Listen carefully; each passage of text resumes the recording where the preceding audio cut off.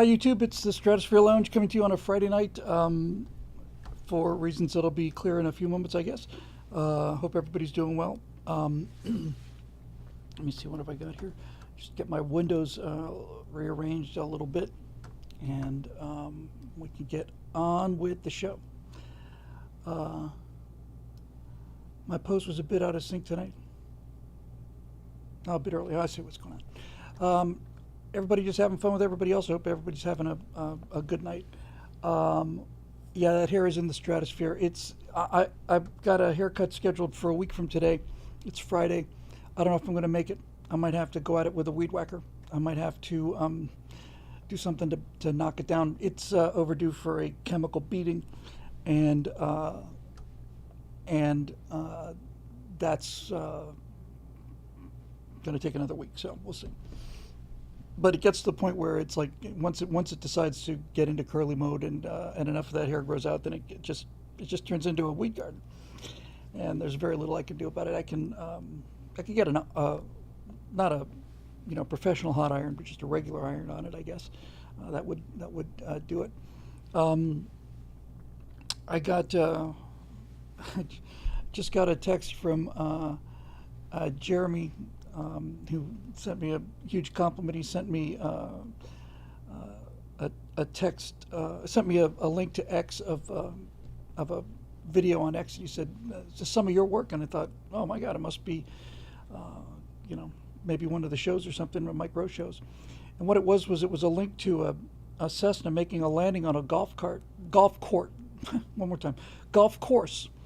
And the plane is just coming in just at a 45-degree angle. It just comes around these trees and levels off, hits the green, bounces a little bit, hits the green, does a little turn down at the bottom. He lands this thing in the size of a flower bed, and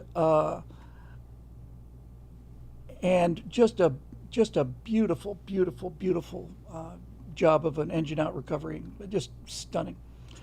So. So I wrote him back and said, "No, but I can see why you would think so." It turns out it was some other different steely-eyed missile man. This is my work, though, and I sent him the link for the first of the Story Mechanic shows, which I haven't shown him yet. So I'm curious to know what he thinks about those. The one we did with Mike. Turns out there was another. There is yet another Mike Rowe segment on storytelling called the Community Campfire, which I had forgotten. So I haven't had a chance to. Get that edited yet. I've got a lot of editing to do. I've got an awful lot of editing to do. I've got the first four of the. I'm going to be editing some of Mike Rowe's shows, which is good. So we're just hanging in there and doing all that other stuff, and that's that. So we've got. The world is not ready for Bald Eagle Bill. No, I'm not ready for that yet either.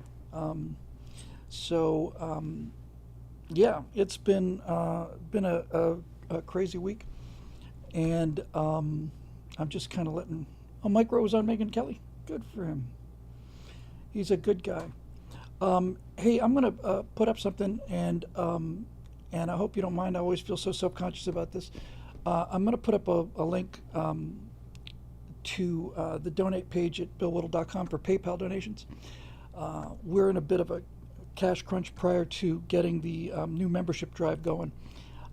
We didn't get I usually do a Daily Wire series, history series, which was scheduled for 6 months, but what with all the changes at Daily Wire, that hasn't come through yet. I do have some other contract stuff coming through, but bottom line is we're in a bit of a cash crunch. So if it's possible for you to make a small PayPal donation, it drives me crazy to have to ask for this stuff, especially since I've got membership drive coming. But we have to do what we have to do. So it is. I'm going to post it here, and then I got some news for you guys, and then we'll get into the questions here. So hang on one second.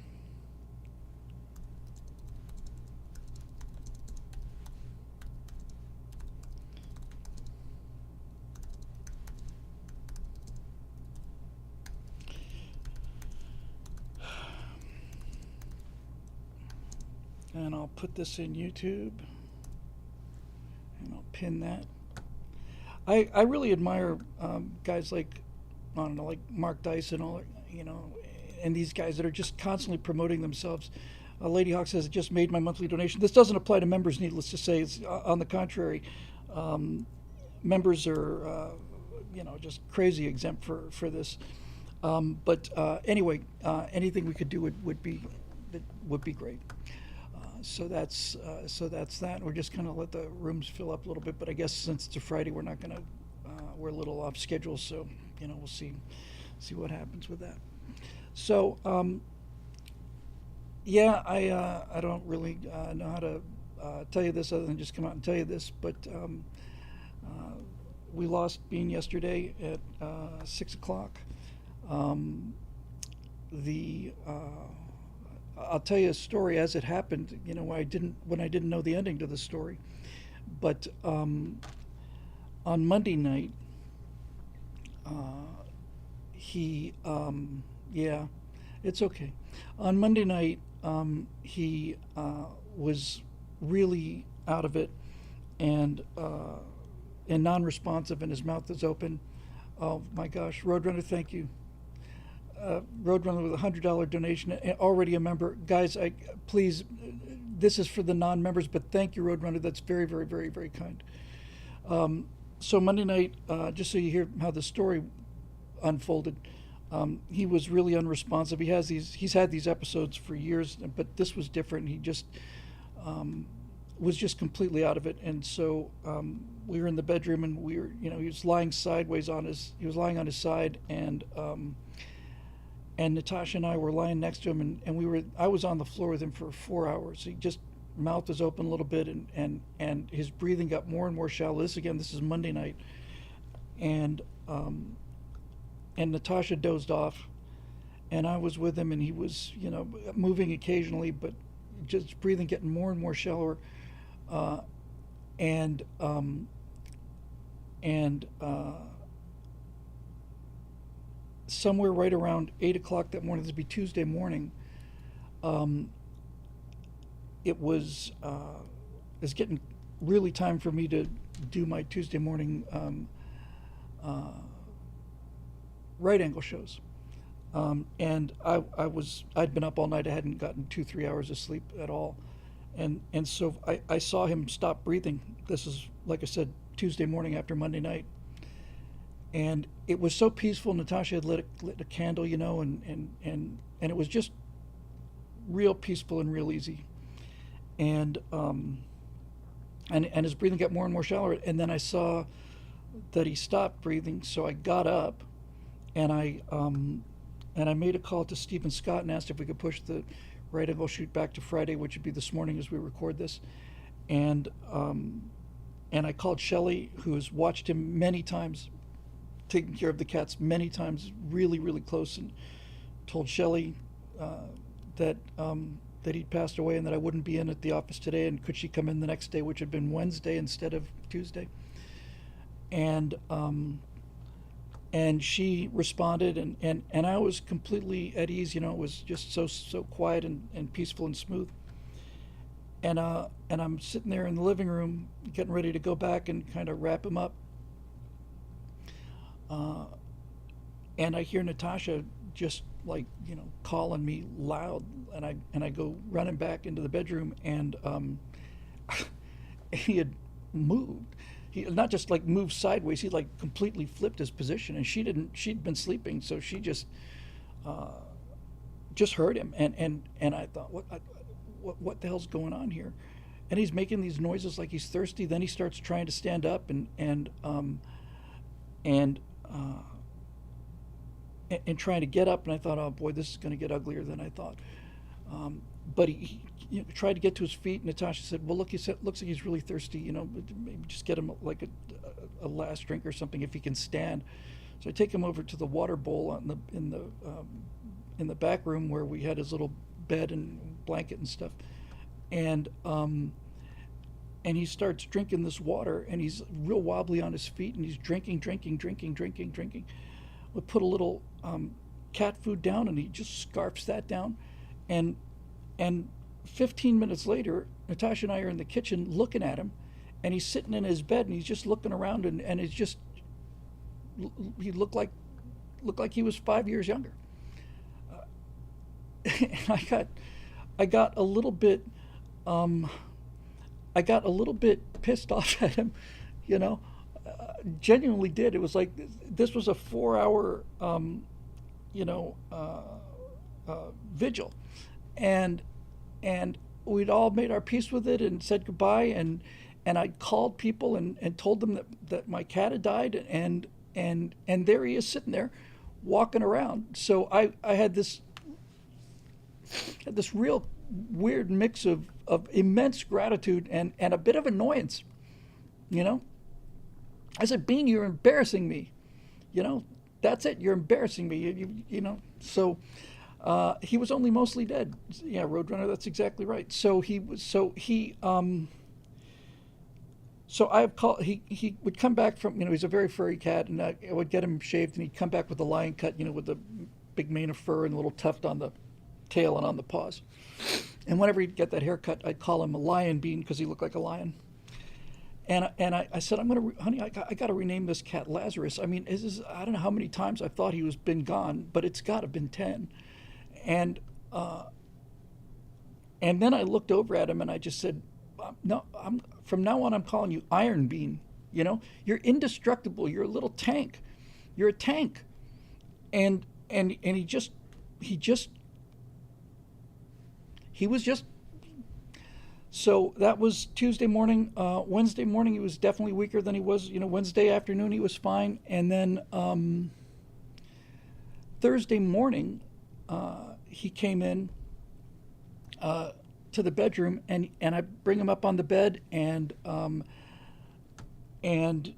he'd walk around for a while. Then he'd want to get down. The second I put him down, he'd walk around. Then he'd come back in again. Come back. He just wouldn't go away.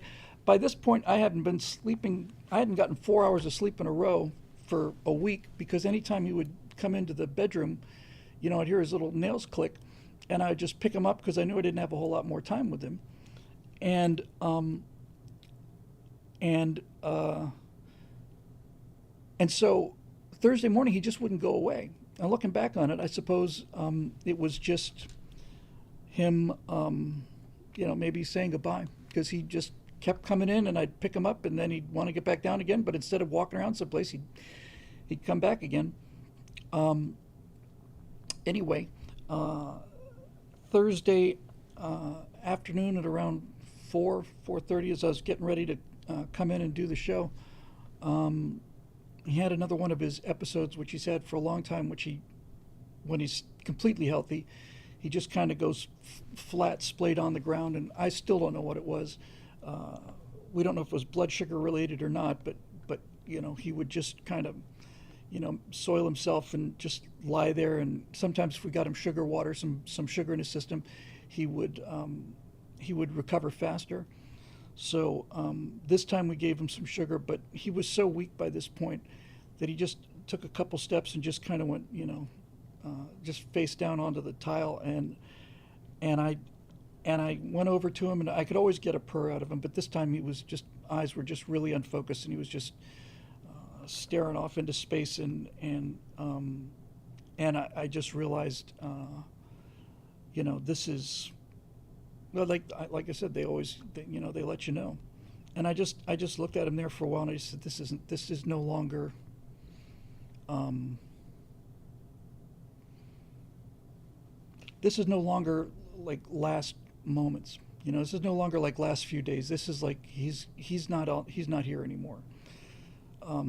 So I think, like most people, I'd kind of hoped that he would have a sort of a natural death, you know, because you don't want to make the call. That's one thing I've noticed about having to make the call, is that you don't want to make the call. But I had the phone in my hand, and I was just looking at him there, and I just thought, no, it's not like he's a young cat and can get better. I just saw him on the ground there like that, you know, and he wasn't in any pain, but he was gone, and he'd lost a lot of weight. So I called the vets and said, you know, we have a great doctor, Dr. Lockhart, who'd been his doctor through diabetes for 8 years, and he was. I mean, he's still alive, obviously, but I said, look, he's in his final hours. Can Dr. Lockhart see him? She said, yeah. How soon can you get here? I said, half an hour. So I don't know.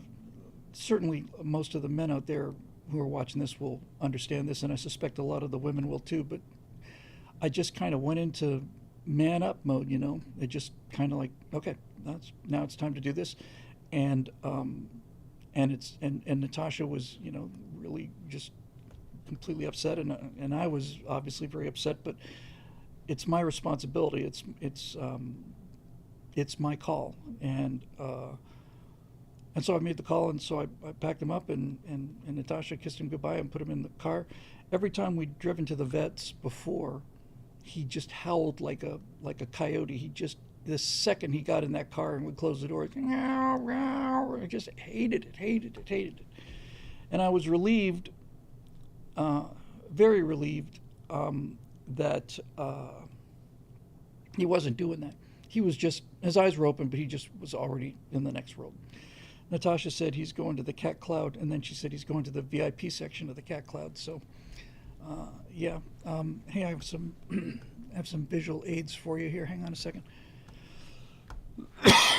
Grabbed a couple of pictures. I should have put this up earlier. Hang on a second. This is a couple days before. This would have been like, I don't know, maybe last Monday or Tuesday or something. Let me just.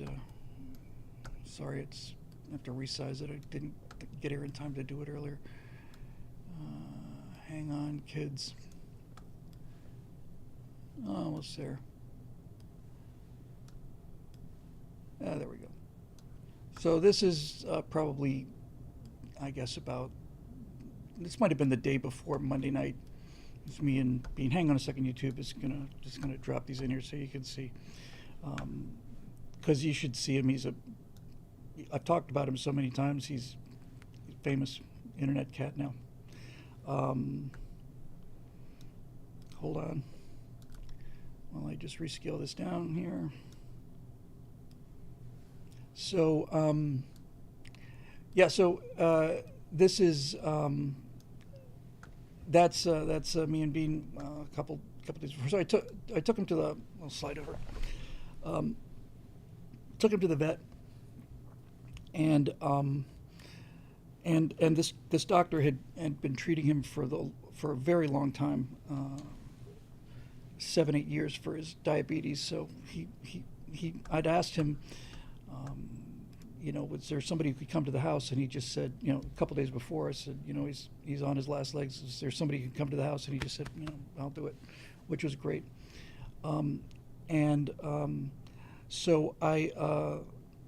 So we got into a room there, and he was completely out of it. And the nice thing was, we had this 4-hour vigil on Monday, you know, where we kind of said goodbye to him, and I was sure he was gone. I was so sure he was gone.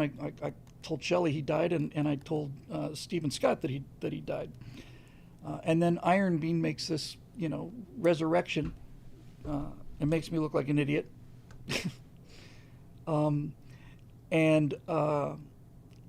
Anyway.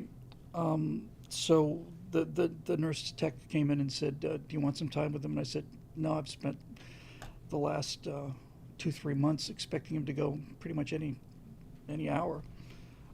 So they put a catheter in him, and then the doctor came in, and you know, and he said, you know how this goes? I said, yeah, I've done this before. So they gave him the quick shot of anesthesia, and then they gave him this other shot. And that was it. And I was a little misty-eyed, but I thought, man, I am taking this really well. I thought this would have ripped my heart out, but then I realized it had so long to say goodbye to him, and normally I just turn into a ball of mush.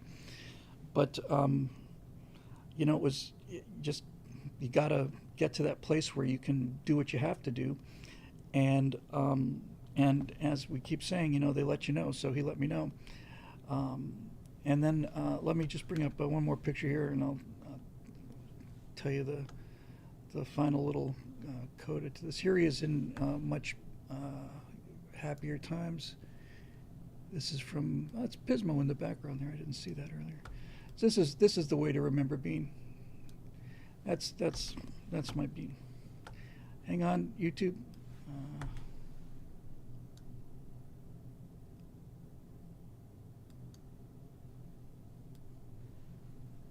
Let me shrink that down a little bit.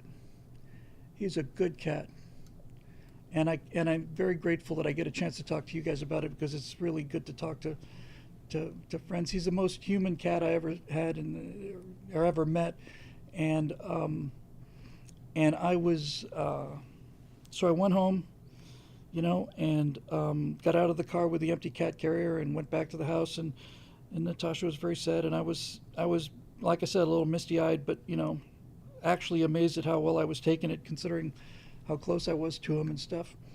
And then I think it must have been probably 3 or 4 hours later, I took a little nap on the couch, and come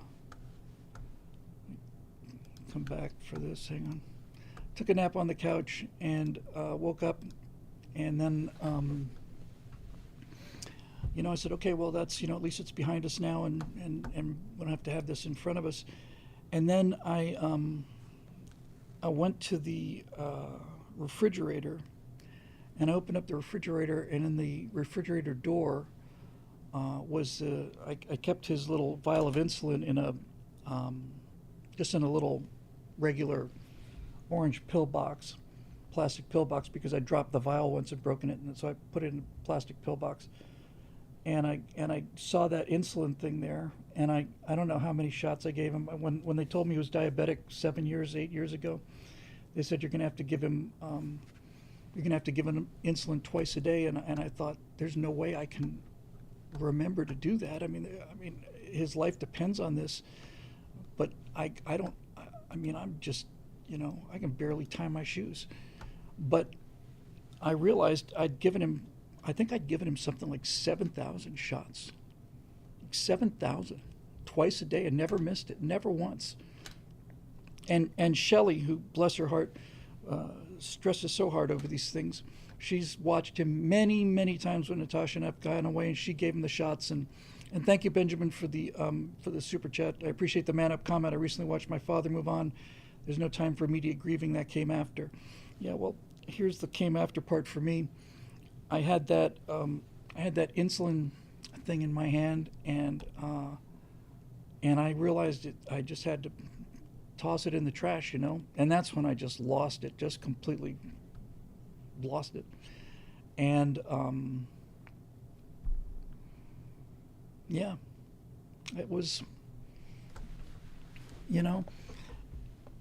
it's just it's really important to be able to delay that.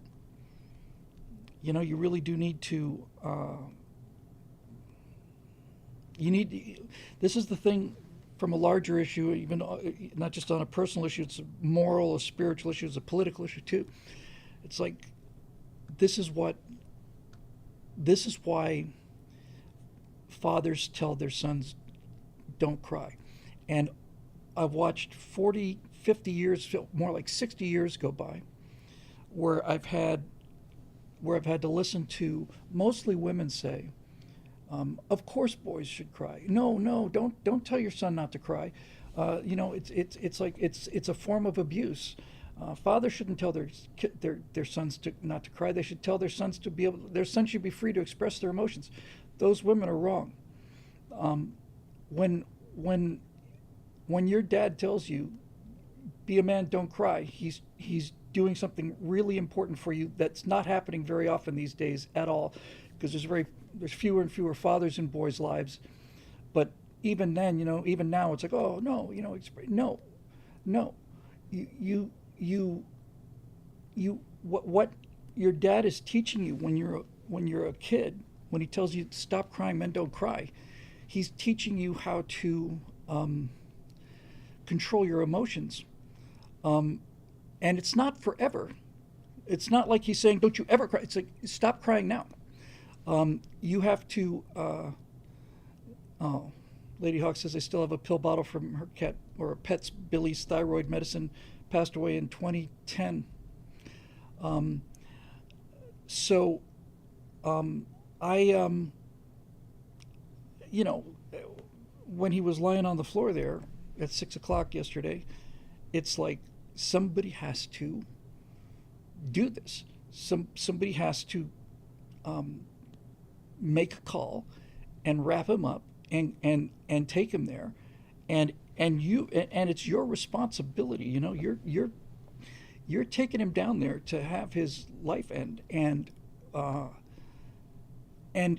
if you, I just think that men should have this skill set. I don't know what else to call it. Somebody needs to have it in case of emergencies. I saw it, Eric. Thank you. It's beautiful. And you're right. Eric says, we are assembled here today to pay final respects to our honored dead. He did not feel his sacrifice. This will ring familiar to fans of the office decorations. He did not feel the sacrifice a vain and empty one, and we will not debate his profound wisdom on these proceedings. Of my friend, I can only say this: of all the feline souls I've encountered in my travels, his was the most human. Yeah. He was. He's just a good boy. Yeah, the shots I'm not. Thank you. Tranquility Base says many ways loss of a pet family member is more impactful because their tangible absence is felt at every turn. The shots you will not now need, the food bowl, the food you've left, the cat hair that you stopped seeing. You have my deepest condolences. Thank you. I don't feel bad about crying, Mom. It's not like I was proud of myself. I don't feel bad about breaking down at all. I'm just glad that when the time came for me to take him down to the vet, that I was able to do that without, losing my ability to do it. No, I don't feel any guilt about breaking down later at all. I still I'm just marveling at and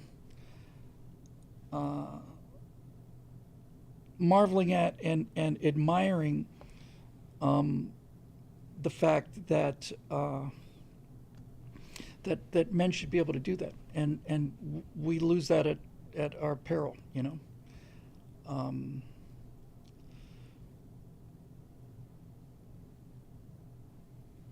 So, yeah, thank you, Mama. That's I appreciate it, and thank you all for the very, very kind words. It was, yeah, and I've had to deal with this with my pets and other people's pets, and it's what they cost. I've said this so many times to people and situations, and had to say it to myself and to Natasha and everything else. It's what they cost. You can't. You can avoid the pain of saying goodbye to them if you never met them. And there you go. You busted half nickel swamp said you got to come up with the story of how he got his name Bean. I don't know. I think it's because he was a round little cat, and very just fluffy. And I just said, you don't look like a cat. You look like a little bean, a little peanut. So sometimes I call him Peanut, sometimes I call him Bean, and sometimes I call him Peanut Bean. But he just had he had a very human face. Oops. He just very thoughtful looking cat, and I just I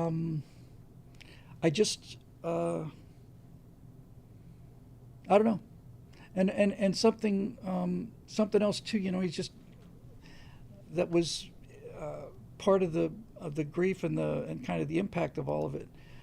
I realized that Bean was the last part of my life, the last thing in my life that preceded being married. When we got married, we had 3 cats. Natasha brought her cat, Masyanya, who she just adored, her pet Persian, who died 6 months after she got here. And then I had Pismo and Bean. We lost Pismo 4 years ago, and got another cat, Spike. I got Natasha, another Persian kitty, 8 years ago, named Katya, who's an adorable little creature, and we just love her. Call her the crocodile. And so of the the friends that got me through hard times before I got married, Bean was the last one, and in a way, it's a little bit liberating. Thank you, Jeremy. He'd been. I'll just close with this. The the strong sense I got about Bean was that I'd asked him to stay as long as he could stay. I'd asked him that, and and um, and he went above and beyond the call of duty on that. He stayed. Well, he was Iron Bean, the little tank. After Monday, I just said, "This cat's going to outlive me." It's like I keep thinking he's going to go any minute or any day, and then it's like he's probably going to be here for another 10 years. This guy's just indestructible. But that was a last-minute rally. Thank you for the super chat, Veronica. Really appreciate it. It's very kind of you. Anyway. He did give me plenty of time to prepare, and when you see an animal that's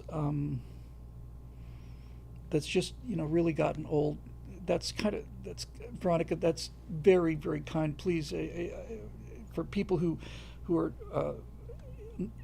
we've had a number of members cancel over the last year, and every one of them says, listen, this is just completely driven financially. It's just times are tougher. Every single time we get a membership cancellation, people say it's not the content. We love you, Bill. It's just can't afford it. It's really just so moving to me. Just having people here listening to the show is moving to me. So please, yes, I've got to fix the website, and that was something I've been talking about forever, and again has been delayed by a number of other things. So I'm gonna get on that when this is done. Yeah. Eric says feels that his quietness in the car was Bean's resolve to face his last hours with dignity. He was just a cool little cat. Yes, I've been delaying the publication, the wide release of Story Mechanics, because we still have issues with the website. Then we had issues paying the guys, so it's just one damn thing after another. And I have to tell you also that for the last, I don't know, 3-4 weeks at least, with him being in such a precarious position, anytime he would come into the bedroom, I would just wake up. I'd wake up, I'd pick him up, I'd play with him, I'd try to get some purring out of him. I'd take him out and get him some more cat food. I don't think I've had 4 hours of uninterrupted sleep in the last 3 weeks, so a lot of that is just being really exhausted. But in any event, I'm glad it's kind of behind us. And Natasha's right; he's on the VIP cloud up in Cat Cloud Heaven, and he's just a good boy, and I miss him, and I just also feel.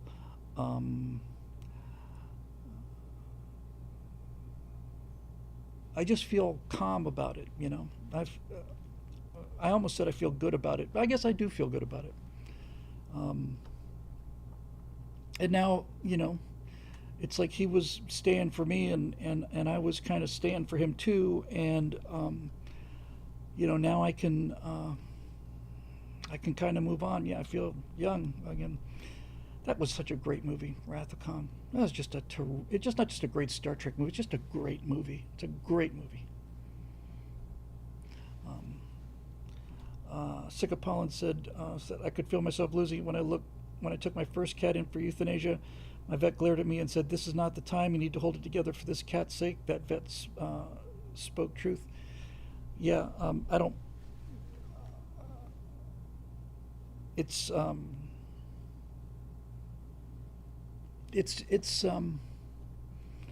life, and yeah. And Roadrunner says it wasn't unexpected or tragic. Pismo, I had a week's notice on Pismo, and Pismo I miss so much.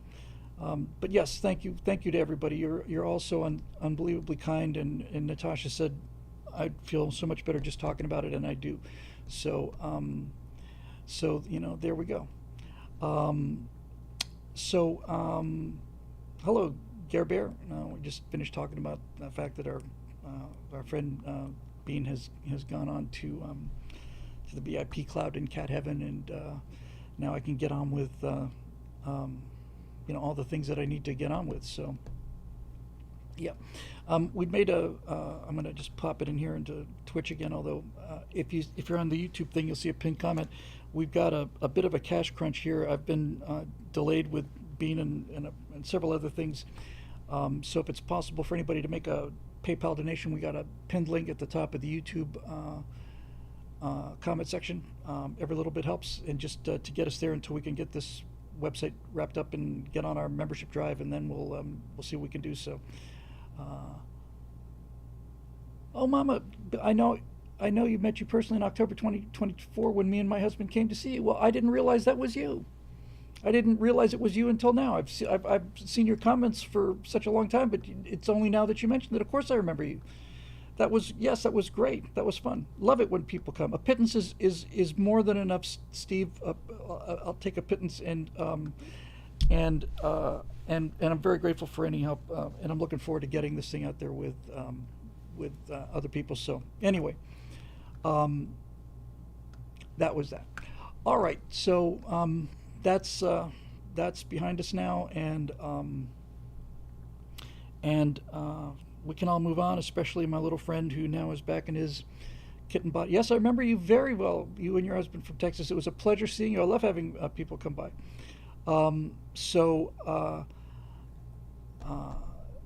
Thank you, thank you, and I deeply appreciate all of that.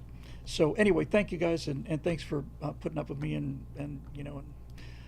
hearing the whole story and all of that stuff. So let's go to the questions, why don't we? And we'll see what we can do with those.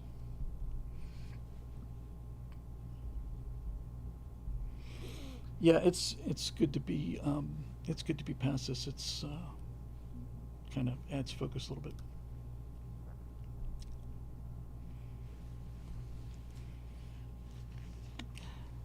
So, anybody else got any fun stories?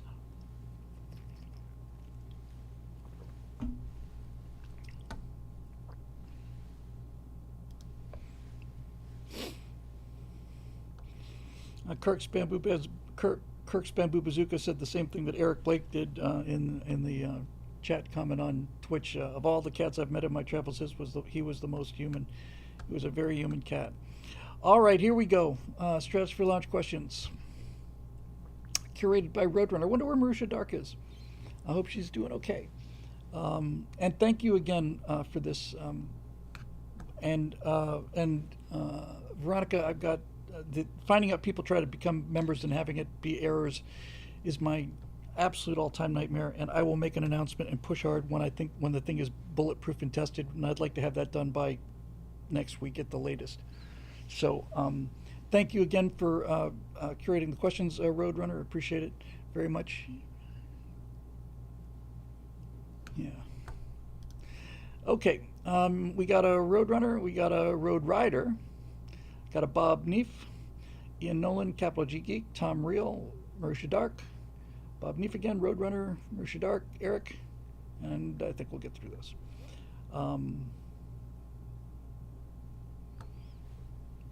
Thank you very much. Hang on one second.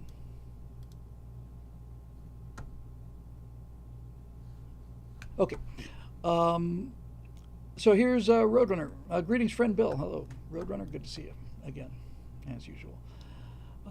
There's one trait that progressives seem to share. If it weren't for double standards, they'd have no standards at all. Any position that they take when they're in power turns out to be a war crime if they lose power and a conservative takes office.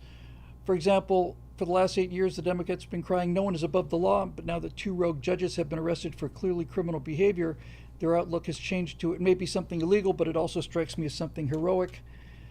the New York Times conservative columnist David Brooks. Yeah, David Brooks, that rock rib conservative. Taxes, immigration, religion, Islam versus Christianity, in other words, the military, education, free speech, international relations. Is there any issue where the left has firm ideals and they will not compromise at the drop of a hat? I really hope you and Natasha keep posting content. Otherwise, I'll have to give up my internet connection. Thank you both. Um, uh, yeah.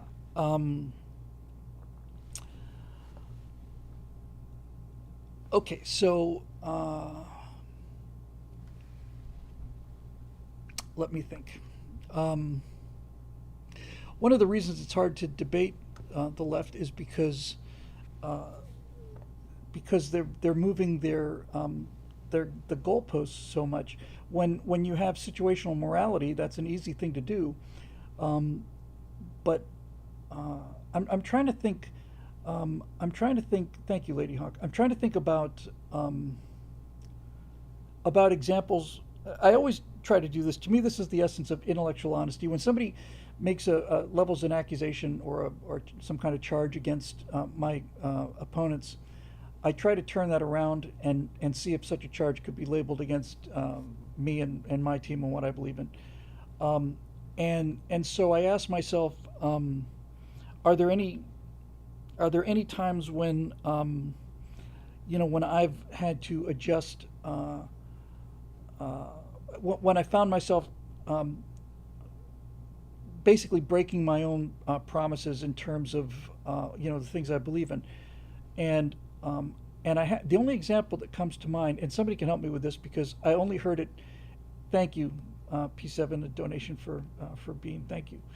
Um, I, I only heard about this tangentially and and that was very briefly. Um, but for example, as far as these judges go, I don't believe that lower level judges or any judge that's not on the Supreme Court, any judicial authority other than the Supreme Court, has the ability to block the President of the United States. I think that is a clear, clearly laid out in the Constitution, with thousands of various federal judges. The idea that one of thousands of judges could simply say veto and stop the President of the United States from acting as in his executive authority is clearly unconstitutional. It's just clearly not. Now, here's the thing I was talking about a second ago in terms of this story I heard tangentially. However, I do believe in in the separation of powers. So I do believe that the Supreme Court is or should be binding on the president. So when some federal judge in some district somewhere blocks a deportation or something like that, I say no. I think the president is absolutely right to ignore it. Now, if the Supreme Court says that the president has to do something, then I think that in that case, then the president needs to respect that. And I have been told, or rather I heard tangentially, that Donald Trump disregarded a Supreme Court ruling. Is that true? Because if that's true, then I have to say no. I support Trump and I support everything he's doing 100%. But disregarding the ruling of some progressive judge in Portland, that's understanding the constitutional roles. But if the Supreme Court, for example, said to Biden, "You cannot forgive these student loans," and Biden said, "The Supreme Court blocked me from doing it, but they didn't stop me," that's a direct violation of the separation of powers, and the left celebrated it. But was there a Supreme Court ruling that Donald Trump has disregarded? Because if there is, then my morals then my beliefs rather take precedence over my preferences. And if it turned out that were the case, then I'd say that Trump is in the wrong on this, and I would say it publicly. Now, Coconut 85 says no, he did not. And as long as the Supreme Court hasn't ruled, then they can cry all they want to, because the Supreme Court did rule against Biden and they disregarded it. And I'm not. And this is my entire point, trying to answer your question, Roadrunner. This is where I'm not like them. If the Supreme Court had made an injunction against Trump and Trump had ignored it, I would say no, Trump is wrong. He is overstepping his powers. But I haven't seen any evidence that that is the case. Uh, okay, so the SCOTUS ruled 9-0 that he had to facilitate the return of Garcia. What? That's what I had heard. So whatever that means, then I think Trump has to respect that. I mean that's just consistent with my belief in the Constitution. I have a mystical belief in the Constitution. I have a supernatural belief in the Constitution. I believe the Constitution is divinely inspired, and even if it's not, it is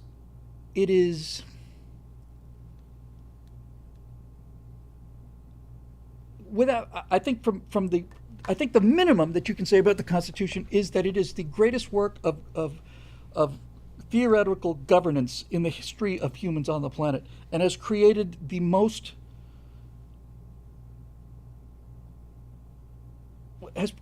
happiest and freest society that humans have been able to come up with so far. So apparently there's a lot of confusion or not confusion or debate about the term facilitate.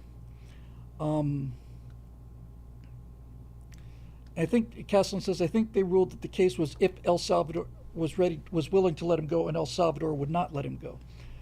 So there's some gray area in there. If it turns out, again, I'm not up on this story, but it sounds like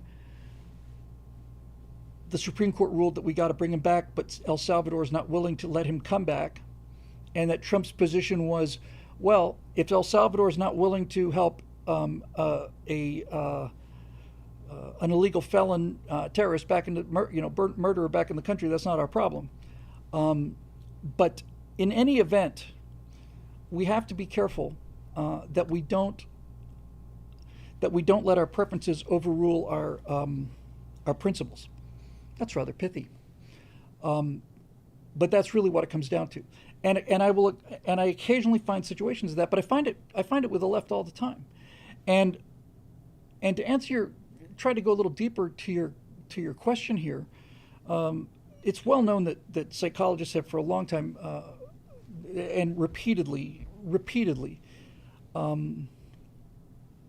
Okay, so Kirk's Bamboo Bazooka basically says, Trump says to President Bukele, hey, can I get your citizen back? President Bukele says no. Trump shrugs. Okay.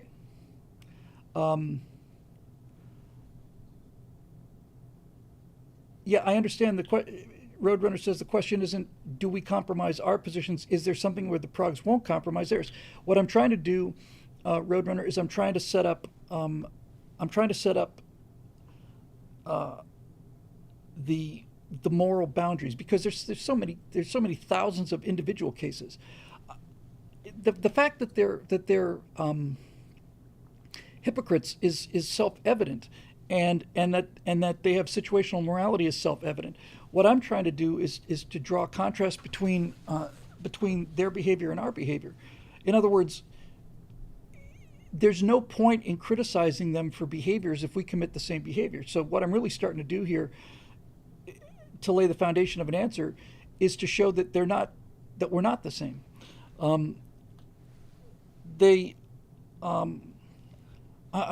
don't even know where to start with. Well, I mean your list on everything. I think the thing that amazes me the most about, not amazes, it doesn't really frighten me either so much in the long term. I think the most outstanding and remarkable thing about the left is how quickly they are, how easily they are triggered to violence over disagreements, and how intolerant of discussion or disagreement or opposition they are. They are virtually incapable of having a rational discussion on things, because reason doesn't benefit them. If you have reason, logic, and objectivity on your side, they lose every time. So naturally they spring to violence and and hypocrisy. They they they have nowhere else to go. You know, we take the most obvious example these days. They talk about women's rights being taken away, and then they can't define what a woman is. And when you ask them to define what a woman is, they get quite angry about it. Um, and and Capital Geek says low IQ people tend towards violence when confronted, and Heretic in YouTube says it's because lower intelligence is connected to poor impulse control.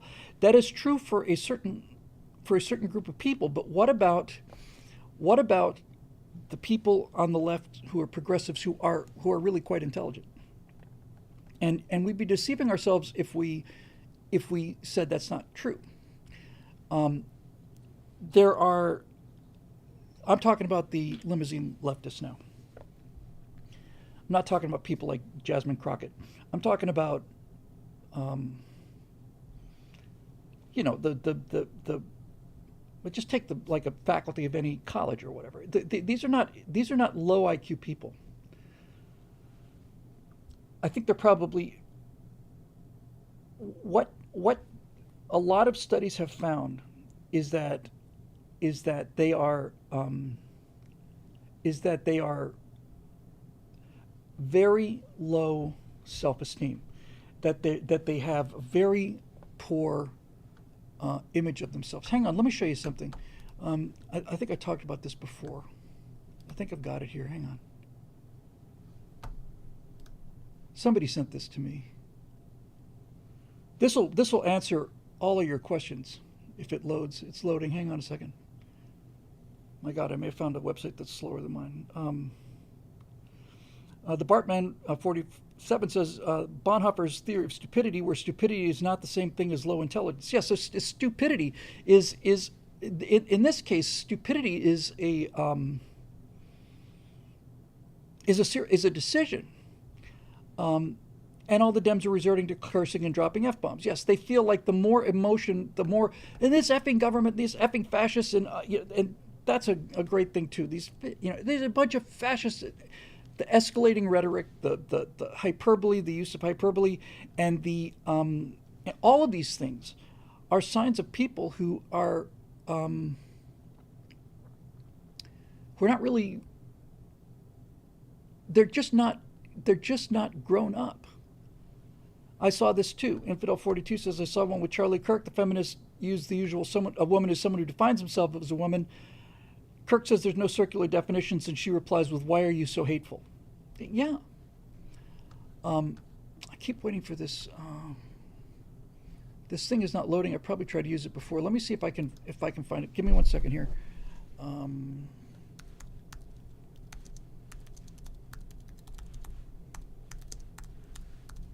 It's called a heat map. There it is.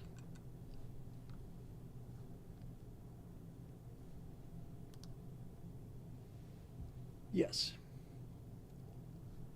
This is really, really, really important, guys. Hang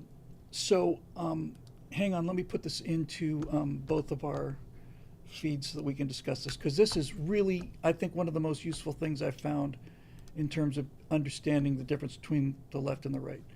Let me drag this into here, and I'll enlarge this. Give me a second, YouTube. Okay, so hang on, YouTube. So a heat map. Hold on, man, it's so twitchy in YouTube. Hang on. Okay, so let me explain to you what this graph represents. A heat map is a form of measurement, and basically, what a heat map does is you're asked a bunch of questions, and you're asked to rate it from a scale of 1 to 10. And so the ones would be the hottest, like the reds, and the 10s would be the coolest, like the blues. So I'll read this for you. Heat maps indicating the highest moral allocation by ideology. Conservatives on the left, liberals on the right. Okay, and then there's source data. The highest value on the heat map scale is 20 units for liberals and 12 units for conservatives. In other words, if you look at the right, you can see that there's more heat in one area there. Moral circles from inner to outer are described as follows. So pay attention to this, because this explains the bullseye. The inner ring of the bullseye is all of your immediate family. Second ring is all of your extended family. Third is all of your closest friends, followed by all of your friends, including distant ones. 5 are all of your acquaintances. 6 are all of the people you've ever met. 7 are all the people in your country. 8 are all the people on your continent. 9 are all the people on all continents. 10 are all mammals. 11 are all amphibians, reptiles, mammal, fish, and birds. 12 are all animals on Earth, including paramecia and amoeba. 13 are all animals in the universe, including alien life forms. 14 are all living things in the universe, including plants and trees. And 15 are all natural things in the universe, including inert entities such as rocks. And finally, 16 are all things in existence. So what it's asking people, liberals on the right, conservatives on the left in this particular case, is where is your emotional commitment? And the questions are asked in such a way to determine, where do you feel the strongest? Let me rephrase that. What do you feel most strongly about? If you look at the conservatives on the left side of the chart, you'll find that conservatives place most of their value on things that are close to them. Most of the heat, most of the high answer, like 9 out of 10 questions, I rate this 7 out of 10, 8 out of 10, 9 out of 10. Most of the heat for conservatives is very close to their center. In other words, all of their immediate family, all of their extended family, all of their closest friends, or perhaps all of their friends. That on the left is where conservatives value things, in their immediate vicinity. Liberals, on the other hand, look how far out their heat goes. Their greatest concern are for things like all animals on the earth, including paramecia and amoeba, all animals in the universe, including alien life forms. What these two graphs show is that conservatives care about the things that are closest to them, and liberals care about the things that are furthest away from them. They care more about paramecium than they do about their immediate family. That's not an exaggeration, and that's not hyperbole. That is what this chart shows. This shows that liberals care more about things like all living things in the universe, including plants and trees. Save the planet is more important to them than save your daughter. And it's, well, Kirk's got it exactly right. It's in-tribe versus out-tribe preference. Thank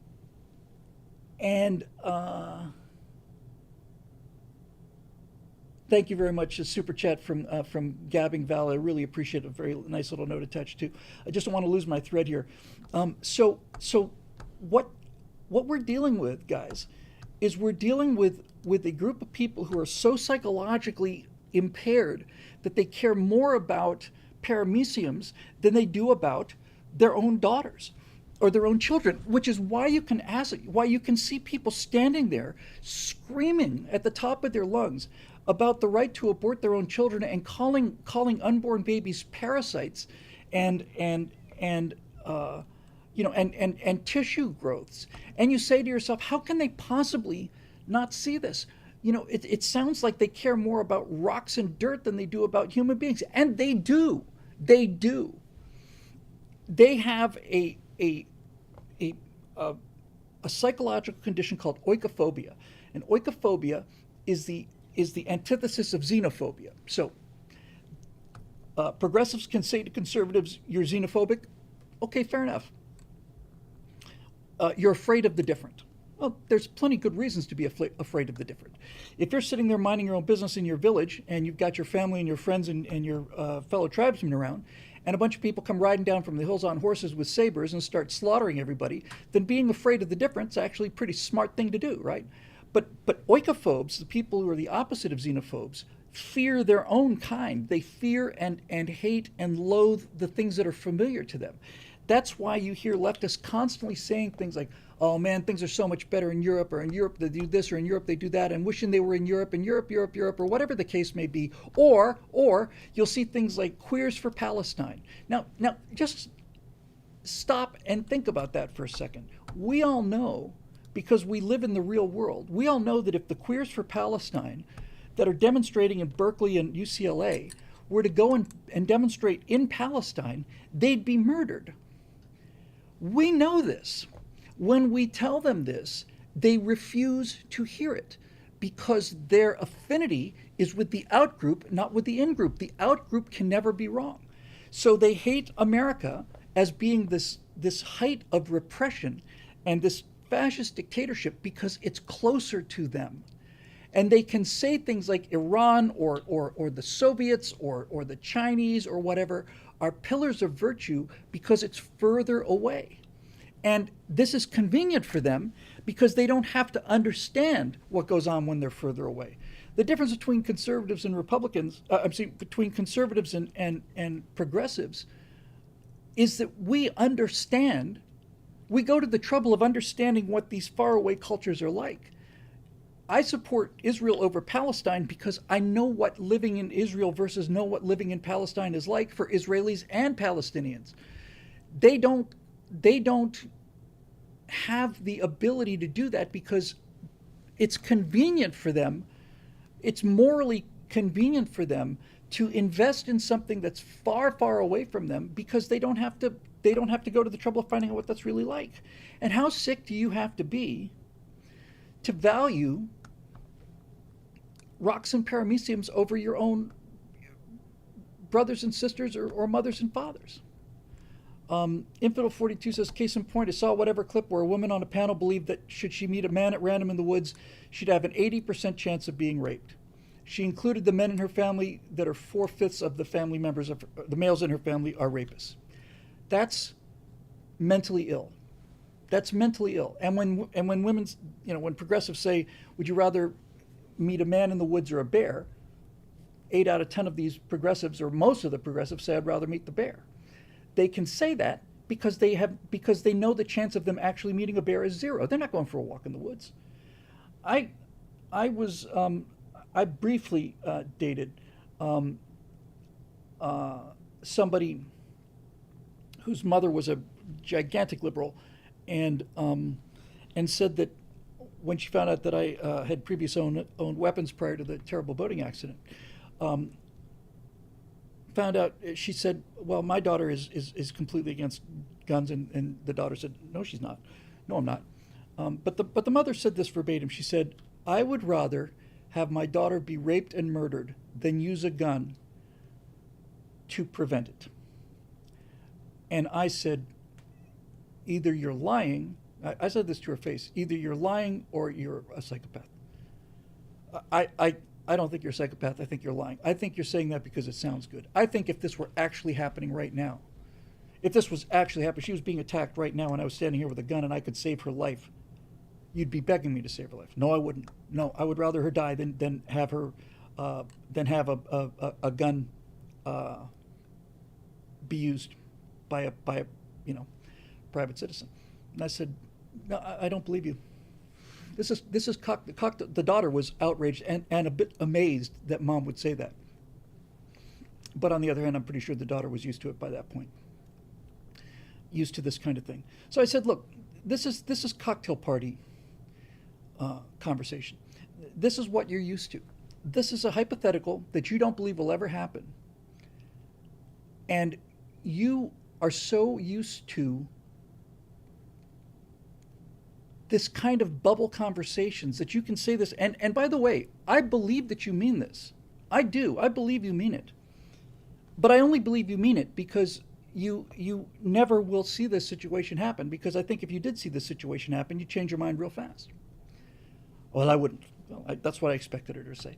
But this is the kind of thing I'm talking about, right?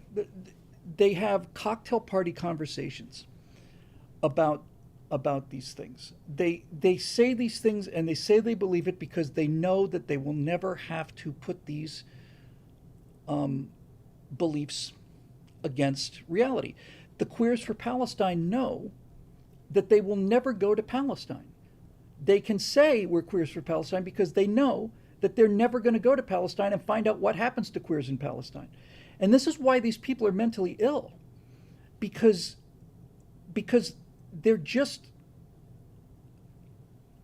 living in a you know what, it's not even an imaginary universe. This is a kind of an interesting insight for me. I might have to develop this further. They live in a rhetorical universe. That's what they live in. They don't live in the real world. They live in a rhetorical world. They live in a world of argument where where everything is theoretical and everything is a debate. They live in a world of a debate club where whoever gets the most votes and can make the most compelling rhetorical argument wins, regardless of what's going on in the real world.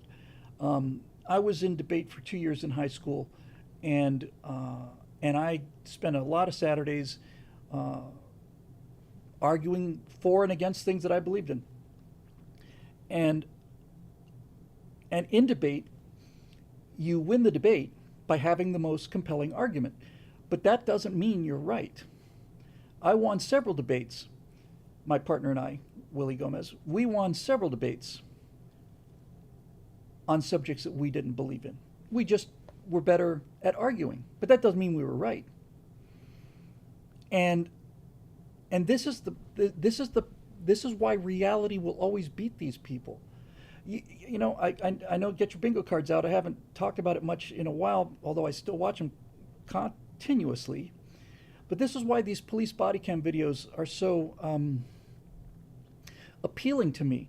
I like watching these theoretical, rhetorical people being confronted with reality. It makes me, somebody once in one of the comment sections said, why am I so addicted to watching these police body cam videos? And somebody else answered by saying, because you believe in justice. I said, yeah, that's actually it. It's because I believe in justice. I like seeing reality enter the picture, you know? I like seeing reality enter the frame. And what I mean by that is, you will see people, a policeman will come up to a window and say, can I have your license and registration, please? Why do you need to see my license and registration? Because you've been pulled over for speeding and this is a lawful order. I'd like your license and registration. Well, I don't think I have to show you my license and registration. I'm going to call my attorney. And they get on the phone, or I'm going to call my mom. I'm going to call whoever, right? And the officer says, ma'am, I'm sorry, you have to put the phone away and provide your license and registration. I don't have to provide it. Yes, ma'am, you do. And if you don't, then I'm going to arrest you for failure to identify yourself. You can't arrest me for doing this. It's like, ma'am, step out of the vehicle. I'm not stepping out of the vehicle. Ma'am, stick out of the vehicle. You're under arrest. I'm not under arrest. You are, ma'am. And if you don't step out of the vehicle, I'm going to break the window and I'm going to pull you out of the vehicle. So, and then you go through 10 minutes of warnings and all the rest of this stuff. And then half the time, finally, what you'll find is they smash the window and they pull the person out. And the person is constantly saying, I didn't do anything wrong. I didn't do anything. I didn't do anything. That's why you're being arrested. You're being arrested because I've never heard a policeman say this. I wish they had. You're being arrested because you didn't do anything. You were told that you were required to do these things, that these are lawful orders, and you agreed to this when you signed for your driver's license. You are being arrested for not doing what you had to do. And honest to God, when you watch them get arrested, you will hear the policeman say you're under arrest, and 9 times out of 10 they'll say, no, I'm not. No, I'm not. Yes, you are. And then they're in handcuffs. Okay, I'll sign the papers. I'll sign the ticket. It's too late for that now. No, I'll sign it. Well, you wouldn't sign it before. Now that you're getting arrested, now you'll sign it. Too late for that now. I love it. I love watching it. And that's just on a small micro level, but on a much larger level, the progressives have this mental illness where they know that reality does not conform to what they believe. And so reality has to lose. And as long as we're in the rhetorical universe, as long as we're talking about things, then they can comfortably keep their positions. It's only when they're confronted with the reality of it that they simply shut down. And more often than not, when they find themselves in the back of the police car, they will go into a 4-year-old temper tantrum and start kicking the windows and screaming "F you" at the top of their lungs and sobbing and trying to kick the windows out and all the rest of it. Yes, P7 2017 says, with the younger one, it's pretty clear that the officer is the first one in the kid's life who said no and meant it. Yes, that's exactly right. It's the first time anyone has ever overruled their opinion. And you can tell from the way they were raised that they think that if I argue enough and make enough of a fuss, eventually the adult will give up. If I make enough of a fuss, the adult will give up and either leave me alone or give me what I wanted. So this is this is this is why they can assault you. And I see these female progressives walking up and just smacking men in the face, and they keep smacking men in the face. And the more comments of these kind of things I watch, the more I realize that men have had enough of this. That it's just it's it's really reaching the point when the race card is no longer buying what it used to. I'm a girl, you can't hurt me. You want, one of the things you see in the comment sections, equal rights, equal lefts, and so all of these things that protected women are being pushed out of society by women, and they're going to regret it, and many of them already do. But the example with Bean earlier is like these women who are these progressives who are forcing this issue of men versus women. I'd rather meet a bear in the woods than a man. Then what they're finding out is that women are much more. Well, not only are they more dependent on men than men are on women, they're much more obsessed and emotional. Men can really just sign off, take care of their physical needs with, internet corn or whatever the case may be, and then they hang out with their buddies and get some peace, and they play, Call of Duty and have a good time.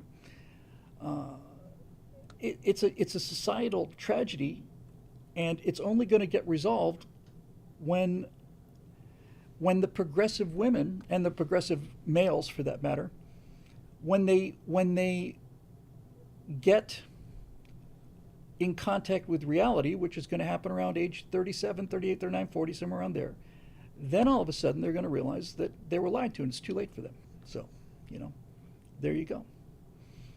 Tranquility Base, back at Gables High, go Cavs. I was stopped by 4 police cars one night when I first started driving. They had guns out and all. Told me to get out of the car, and I did everything they asked! Triple exclamation point. I would have too. Scared the hell out of me. Turns out my car matched the description of another car where a 7-Eleven was robbed and the clerk was shot.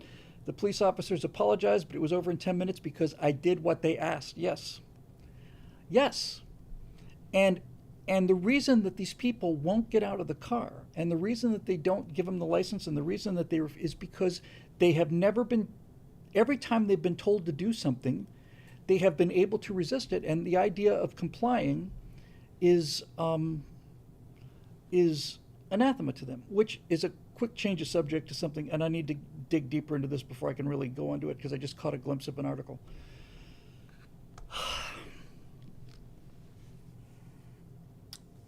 The helicopter crash, not the one where they lost the tail boom over New York City, the one where the helicopter collided with the jetliner in Washington. Some of that information has gotten out, and it turns out, again, this is a cursory read, I haven't verified this, so let me just get that caveat in there. I've got to get deeper into this before I really run with it. But apparently the situation was that the pilot flying the helicopter was a female, was a woman, who had failed the check ride 4 times. This was her 5th time taking the check ride. She was a major, Army major. The instructor pilot, the check pilot, who was giving her the check ride, was a male, and he was a warrant officer, which is kind of a weird sort of a step above enlisted men, kind of halfway between an NCO and a commissioned officer. But apparently, the male warrant officer, who is the woman, was a major who outranked him significantly. She's a commissioned officer. He wasn't. But the warrant officer is saying, turn left, turn left, turn left, and she refused to do it. She wouldn't let him mansplain it. So, boom, a lot of people died because she didn't want some man telling her what to do. She was also apparently a giant progressive and an appointee of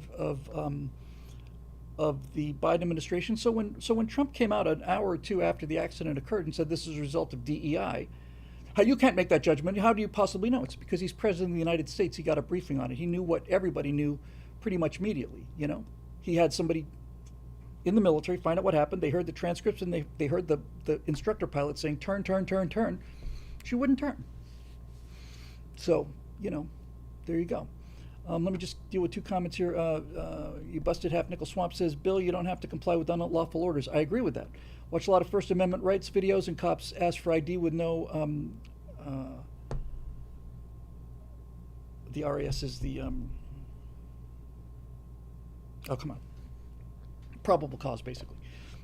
To a person on a public sidewalk just recording, not breaking any laws. I completely agree. A lot of cops are out of line, and you should not, if you're not required to identify yourself, then don't.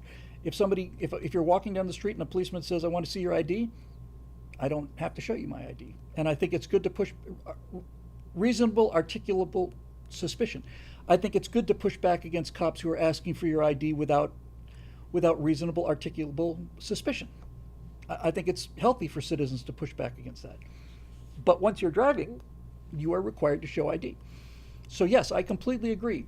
And I've seen several videos where cops were way out of line, and those need to be out there as well. But the vast majority of what I see are cops who are not only being professional, they're bending over backwards. They're going way too far to be conciliatory and de-escalate, and they give them 15 last chances, And also, Robbie Vulcan says, Bill, I used to watch you regularly about a decade ago, but only check in every year to see how you're personally growing. I like what I see here. Good job. Well, thanks, Robbie. Please re-enlist. We keep putting out Whittles at we keep putting out videos at BillWhittle.com. We got a new series coming out called Story Mechanics. So if you go to the Bill Whittle channel, which you're watching now, just be sure to hit the subscribe button, because it's easy to forget these things. We get lost, and when you don't get notifications, people just kind of fall off. So, anyway, if I was in a situation where I was being pulled over, and somebody said your ID, driver's license, proof of insurance, needless to say, I'd give it to them. And if they'd say, hey, do you mind if we look around in your car? I would say, yes, I do mind, officer. Respectfully, I don't have anything to hide, but unless you can articulate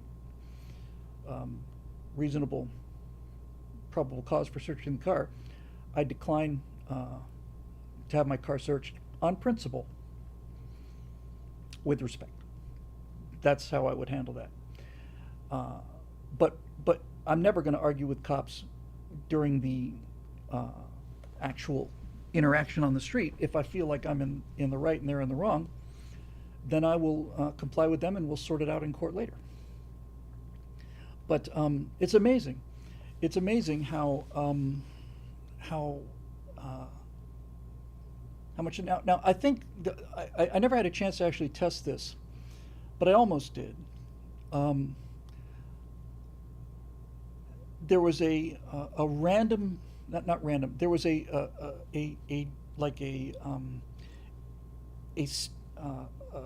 do I want to call this? A police stop on Ventura Boulevard, where every single car was being stopped, and they were checking to see if you'd been drinking. And I think that's unconstitutional. They don't have a right to stop every car.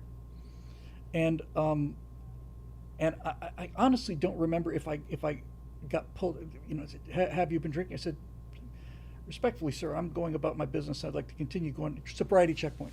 I'd like to continue going about my business unless you have reasonable suspicion that I'm impaired. In which case, I'll comply with your instructions, something like that. But you got to push back against those things, because that's a clear fourth violation, right? Clearly, you don't get to just randomly stop people to see if they're guilty. If somebody's swerving down the road or blowing through stop signs, that's something else too. But these DUI checkpoints, yeah, they need to be pushed back against. And I think that you need to do it respectfully, but I do think you need to push back. I think if it happened to me again, I'd be a little more prepared. I think my response: have you been? Yes, sir. I just want. Have you been drinking? I said, sir, I'm sorry. Stopping me is a violation of my Fourth Amendment rights. If you have probable cause to think that I'm impaired, then I'll follow your instructions, and if you don't, I'd like to go on my way. So he says they're constitutional. Well, I am. If Marusha was here, he'd be losing his mind, because I am. Marusha's a real libertarian kind of person. Uh, and I generally agree with law enforcement, but in this case, there's no question that's a Fourth Amendment violation. Um, Blessed Ave Nickel Swamp says California now has smog checkpoints, same as DUI checkpoints.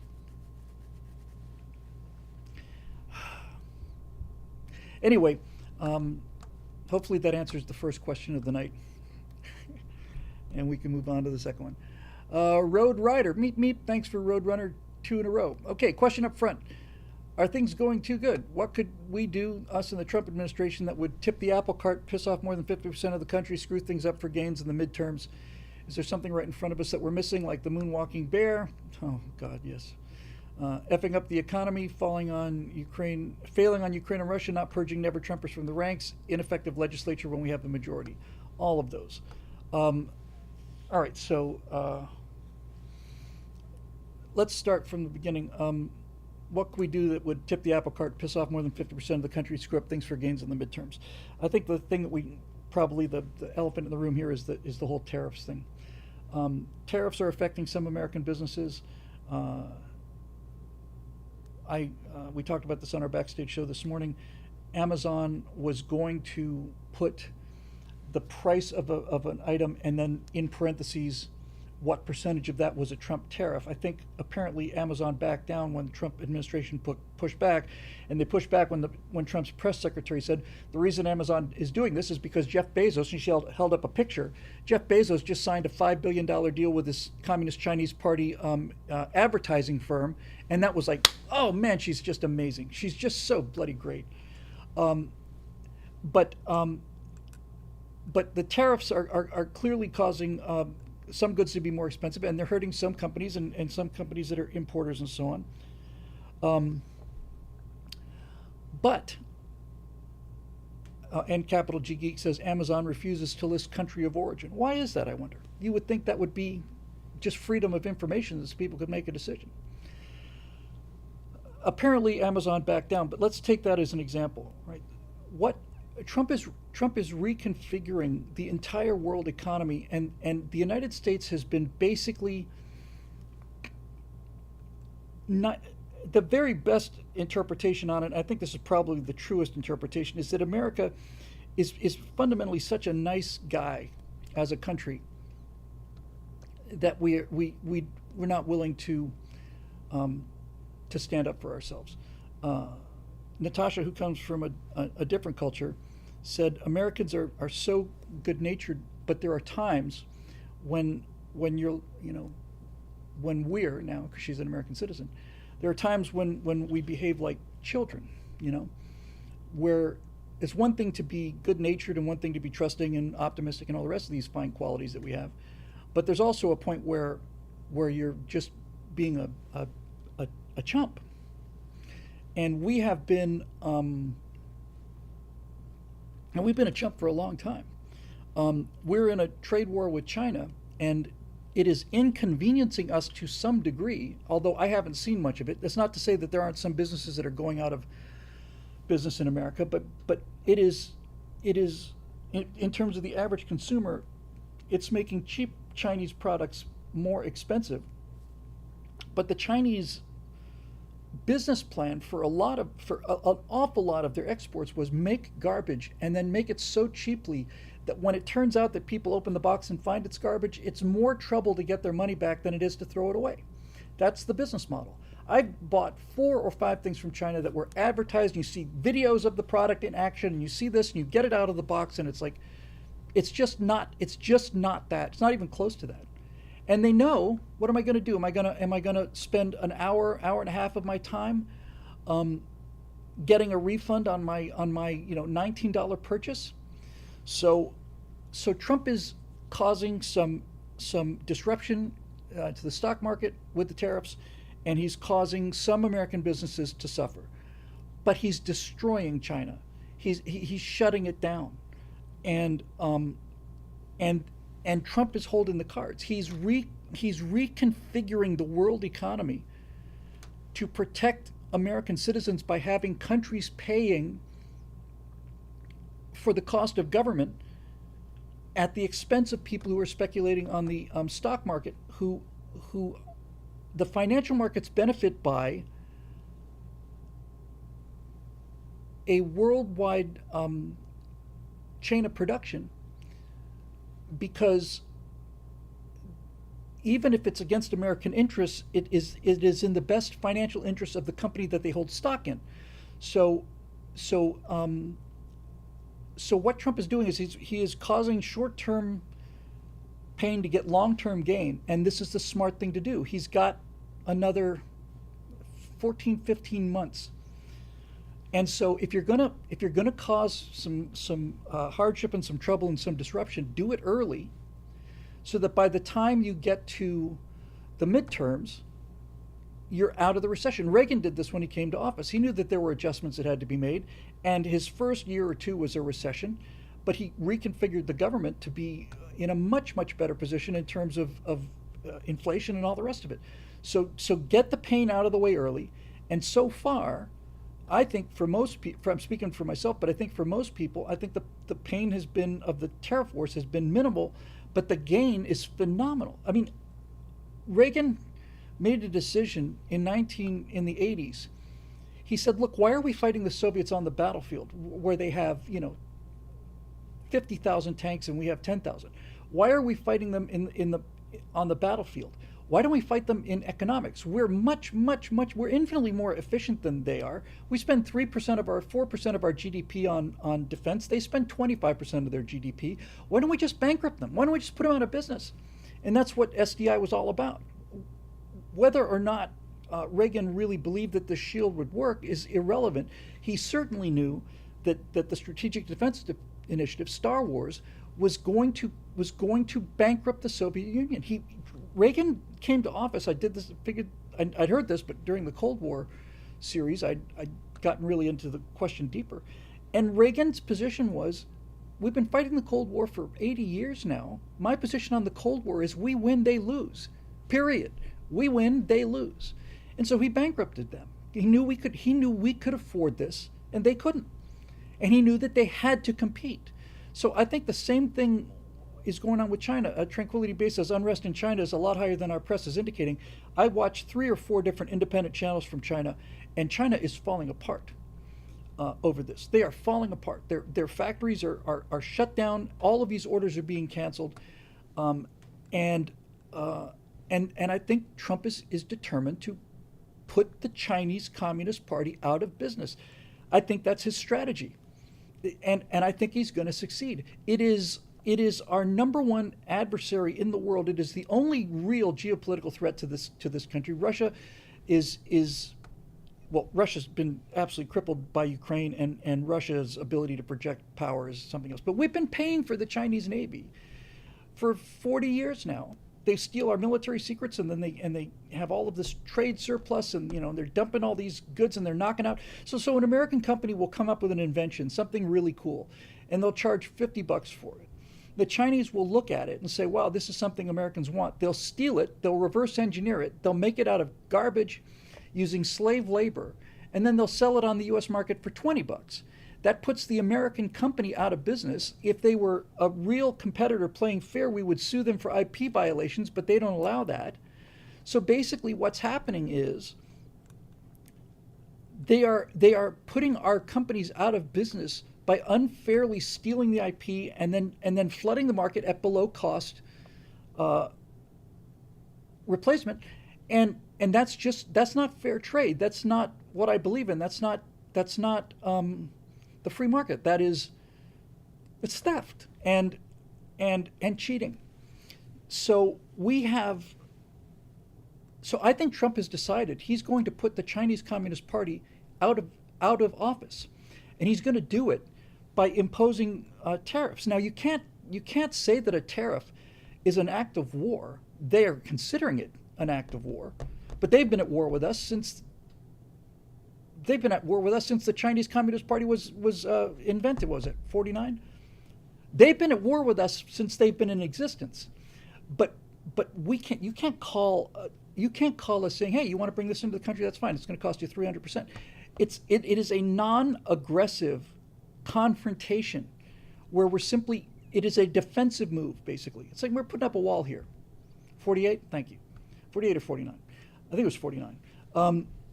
So we're taking a little pain, but they're going out of business. They've got no domestic market, and the argument was, well, then they'll just sell to Europe and Southeast Asia, but nobody has the buying power. Did you know this? I didn't know this until I started reading these or watching these China independent China channels.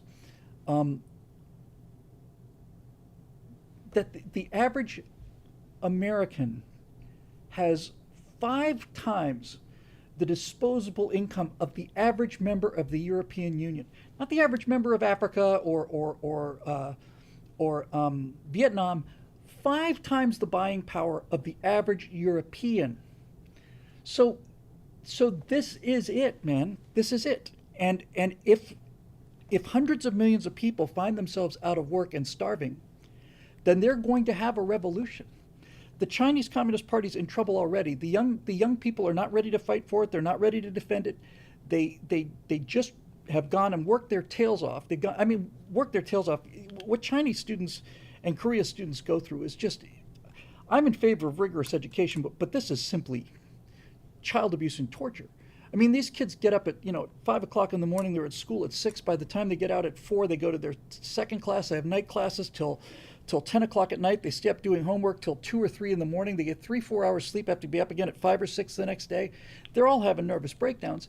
And the ones that succeed get into these universities. They come out with degrees and they expect that they're going to have some cush job for the rest of their lives. And now all of these private businesses are shut down. The government's not even hiring anymore. And now they're delivering